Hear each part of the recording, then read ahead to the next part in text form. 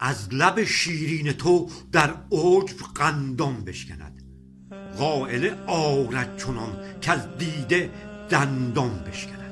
تا بتازانی به جان سودای وصل و فرق لب، از عجب هر چهره نالان و خندان بشکند.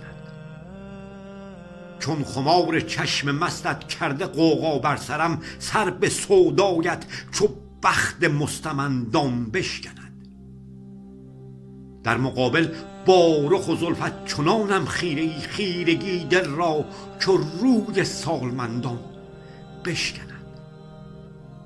جان سمندون سان ز سودایت چنان ز آتش جهد، ادعای تاختن را در سمندان بشکند.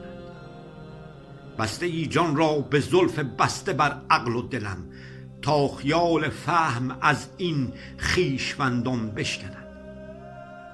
چون زنم پتک شهود عقل زلفت وا کنم، زلف سودایت ز عقلم پتک و سندان بشکند.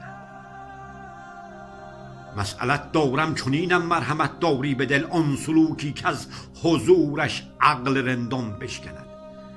و از گداز سینه ام در حال رندان، بردهی آن حضور که از غیابش عقل زندان بشکند. وارهانی تا که از زندان به طوفانش کشی، در پی زوزوی طوفان دل دو چندان بشکند. بردری در بربری بر در برابر عقل و دل، تا از این راحت خیال آیینه بندان بشکند. طالب از سودای یارت تلخی ایام نه، که از لب شیرین او در عجب قندان بشکند.